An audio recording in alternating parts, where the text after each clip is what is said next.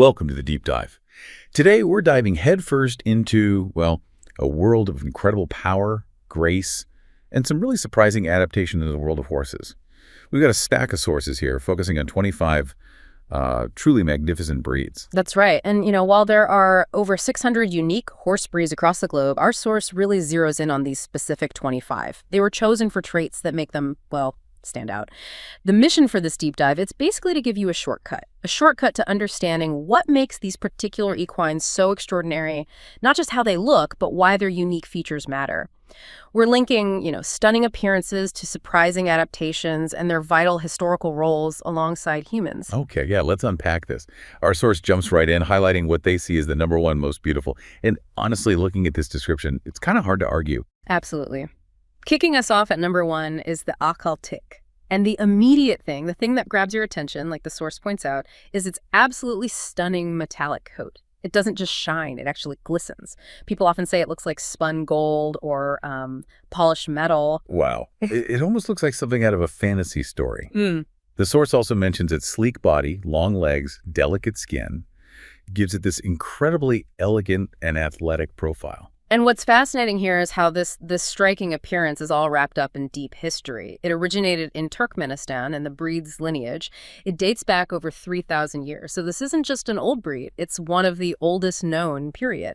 That kind of longevity suggests its unique traits, including that incredible coat and athleticism, have been valued and preserved for millennia, probably tied to their original roles, as fast, enduring horses in really harsh terrains. So it's not just beauty. It's ancient, resilient beauty forged by history. Okay. From a horse that looks like solid gold, our source highlights several others known for really unique colors, patterns, or even hair textures. Physical distinction seems to be a key theme here. It absolutely is. Appearance often tells a story, right? About breeding, history, or purpose. Take the paint horse, number 23 on the list. They're immediately recognizable by their large, distinct patches of white mixed with other colors, black, brown, chestnut. Which means no two are exactly alike, is that right? Precisely. That variation is their defining visual signature. And actually, similar to the Mustang, their history traces back to the horses brought over by 15th century Spanish explorers to North America. The source notes their muscular body and strong physique, which, well, explains their popularity among cowboys and ranchers. Their looks come with real capability. Then there's the Knabstrupper at number 25. The source says its coat closely resembles a Dalmatian. That's quite a pattern. It genuinely does look like a work of art, with those scattered spots. Mm-hmm. Originating in Denmark in the early 19th century, and it's interesting, it's actually closely related to the Appaloosa.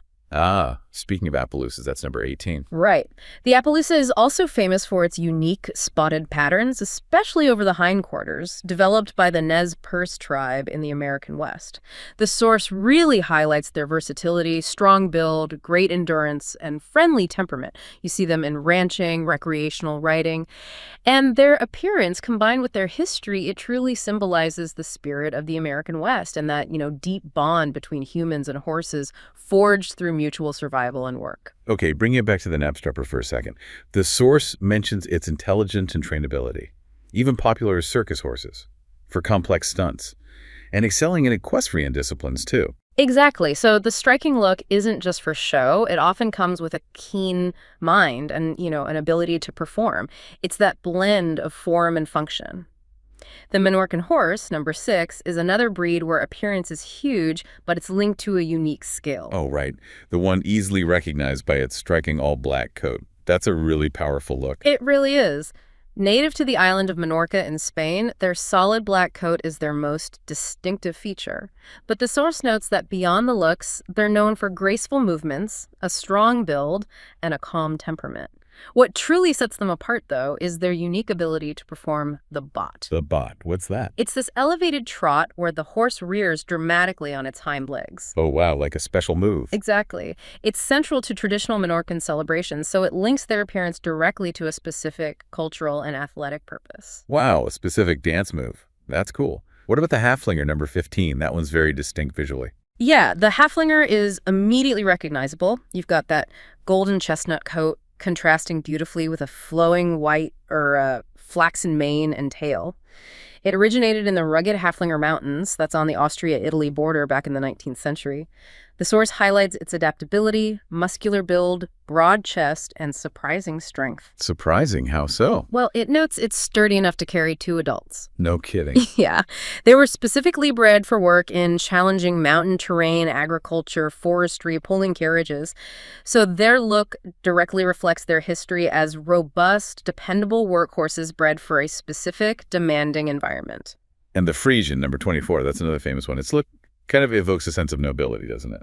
Yes, definitely.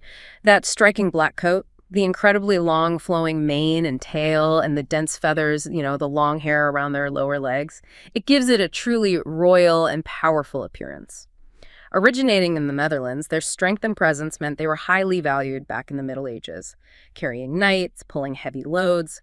It's also a breed with a pretty compelling survival story. They faced near extinction, but thankfully recovered significantly after World War II, so their look is steeped in both history and resilience. The Lepiesan horse, number 10. Hmm. That one's practically synonymous with elegance and performance, right? Yeah. Because of the Spanish riding school in Vienna and their complex dressage. Right. Their origin story is fascinating, with roots in Austria and Slovenia dating back to the early 16th century. But the truly surprising fact about the Lepiesan, which the source emphasizes, is their color change. Color change. Yeah. While we see the magnificent light gray or white adults performing those classical movements, they are actually born almost entirely black and gradually turn lighter as they mature. Born black. Wow, I didn't know that. It's pretty amazing. Historically, they were also used for cavalry and chariot driving, which shows their versatility beyond the dressage ring. That color change is unexpected. Okay, and finally, in this group focused on striking looks, the Andalusian, number 22. The Andalusian hails from the Iberian Peninsula in Spain with a history going back to the 15th century. The source notes that strict breeding practices have ensured they look remarkably similar today to how they did centuries ago. They were highly favored by Spanish nobles, warriors, kings for their combination of strength, intelligence, and, well, undeniable beauty. While most are gray, they can come in other colors. Historically, they were crucial in war, bullfighting, celebrations, and their distinctive features, that beautiful, thick, wavy, or curly mane and tail, and their elegant arched neck. You see them everywhere, from historical reenactments to modern film. Okay, so while many of these horses really dazzle with their appearance, our source also highlights breeds defined by something else. Their incredible ability to simply survive and thrive in some of the planet's most challenging environments. Exactly. This is where adaptation becomes the defining characteristic. Look at the Yakut horse, number 5. This horse is adapted remarkably to harsh polar conditions in Siberia. It's capable of withstanding temperatures as low as minus 60 degrees Celsius. Minus 60. That is genuinely hard to comprehend. Yeah. What allows them to do that? How? Well, it's a combination of things. Their exceptionally heavy, dense coat and thick mane provide amazing insulation. But what's truly unique, and something the source highlights, is their ability to forage for food buried deep under the snow. They actually dig with their hooves. And despite living in such a rugged environment, they're described as having a calm, gentle temperament, which makes them easy for humans to handle. Their combination of strength, endurance, and extreme cold, and needing limited food makes them invaluable to the people in the Sakha Republic. They play a crucial role in daily life and culture there. This breed is just a masterclass in environmental specialization. That connection to the environment and the people who rely on them, that's powerful. The Mustang, number 4, is another iconic symbol of adaptation, but in a different landscape. Absolutely. The symbol of freedom and strength in the American West. Their name literally comes from the Spanish word mestengo, meaning free wild cattle, basically referring to stray livestock. They are descendants of Spanish horses brought by explorers in the 16th century who escaped and bred wild, adapting fiercely to the varied American grasslands and deserts. The source emphasizes their incredible stamina and intelligence traits honed by surviving the harsh conditions of the wild. Historically used by Native Americans, they represent this legacy of resilience and adaptability shaped entirely by their environment. And on the other side of the world, Australia has its own famous free-roaming horse, the Brumby, number 11. Is that kind of Australia's version? You could say that. The Brumby is Australia's counterpart to the Mustang, free roaming in the vast and often harsh outback deserts, mountains, you name it. They are known for their strength and resilience, qualities essential for survival in that landscape. They're admired for their free-spirited nature and their beauty, which comes in lots of different coat colors. The source notes that their wild, untamed nature is really their most distinctive feature, embodying the spirit of the Australian wilderness. Like the Mustang, they represent freedom forged by adaptation. Okay. Finally, the fjord horse, number 9. This one looks very distinct too. It really does, an ancient breed from Norway. They're smaller than most horses, but larger than a pony, sometimes described as looking like a sturdy, large foal. They have a strong, muscular build and a truly unique appearance. That brown coat with a striking dorsal stripe running down their back and through their mane. Oh yeah, the mane. It's usually kept short and upright, isn't it? By color. Exactly. Dark in the middle, light on the edges. And crucially, they thrive in harsh northern climates. This made them ideal workhorses for agriculture and forestry in rugged terrain. Their robust build and specific traits are clearly linked to their history working the challenging Norwegian landscape. It's fascinating how different environments sculpt these different breeds. But okay, others are celebrated for sheer power, utility, or athleticism breeds specifically developed over generations for work and performance. Precisely. This brings us to the heavyweights and the athletes of the equine world. The Shire horse, number 17, is truly the definition of a powerhouse. The source calls it the largest and most powerful breed mentioned. Yeah, the source gives some staggering stats, standing over 173 centimeters, that's nearly 5'8" at the shoulder, and weighing up to 2,000 pounds. Immense size, immense strength. Their muscular build, long legs, and large hooves are just perfectly suited for hard work. You can easily recognize them by the dense feathers, that long hair around their lower legs, and their elegant arched neck. Originating in England, they were, well, the driving force behind agriculture and industry for centuries, pulling heavy carts, working fields.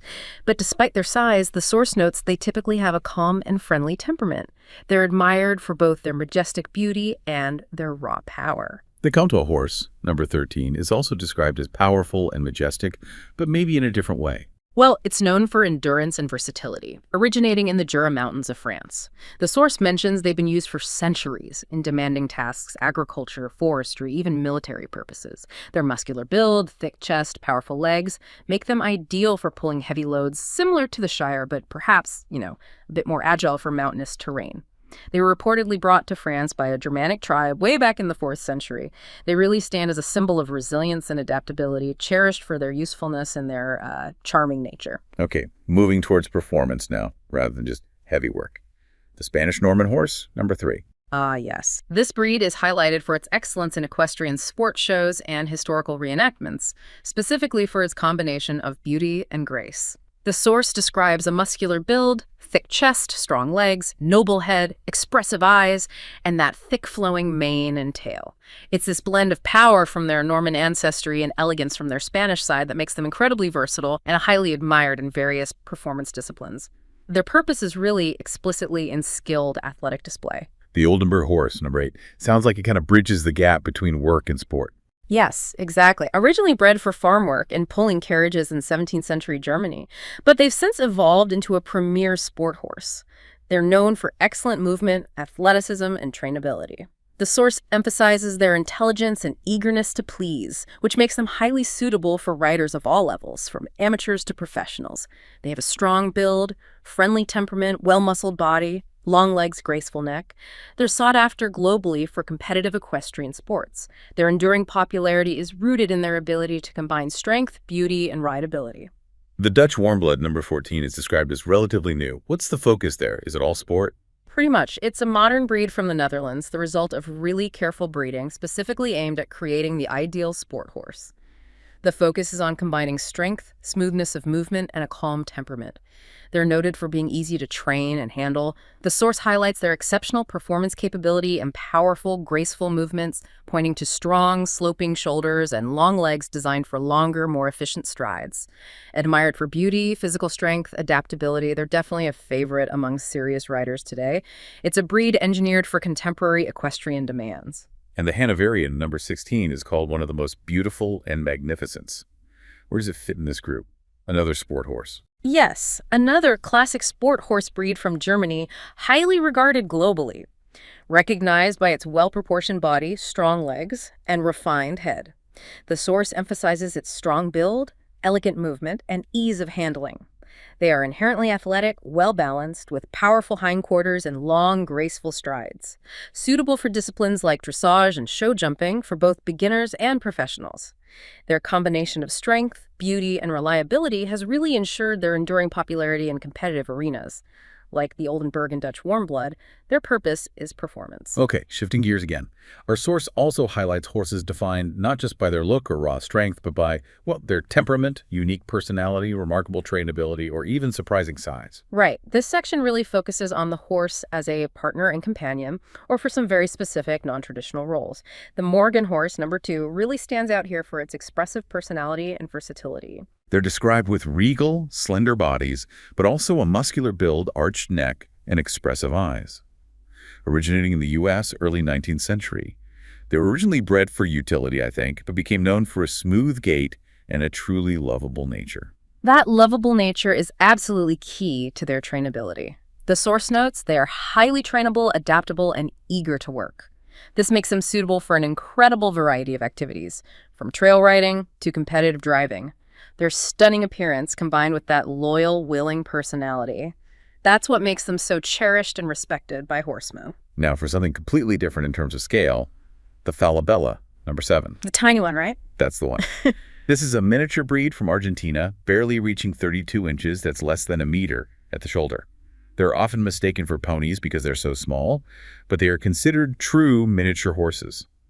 The source describes a compact, powerful body despite their size, an elegant head, expressive eyes, and beautiful coats in a wide variety of colors. And you can't really ride them, can you? What's their purpose then? Generally, no, you can't ride them due to their size, though maybe very small children sometimes can, briefly. But they are highly valued for other roles kept as pets, incredibly popular in shows where they're presented in hand, and they actually excel as driving horses, pulling small carriages. Their combination of miniature beauty and friendly personality makes them beloved globally for their unique role as companions and show animals. Okay, another small but incredibly mighty one is the Shetland pony, number 12. The Shetland. Known for their short stature, no more than 42 inches, so about 10 hands, but possessing an incredibly strong, sturdy body. They've got that thick coat adapted for harsh weather, short legs, and a broad chest. The source describes them as calm, yet intelligent. But the genuinely surprising fact here, which sort of defies their cuddly appearance, is their strength. Really? How strong? They're able to pull loads significantly heavier than their own body weight. They have this innocent look, but are remarkably intelligent, kind, and good-natured. That's why children are so naturally drawn to them, but their utility goes way beyond just being a child's pet. The Gypsy horse, number 19.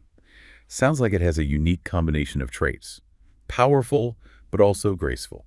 Yes, they're described as powerful and substantial, known for their capability.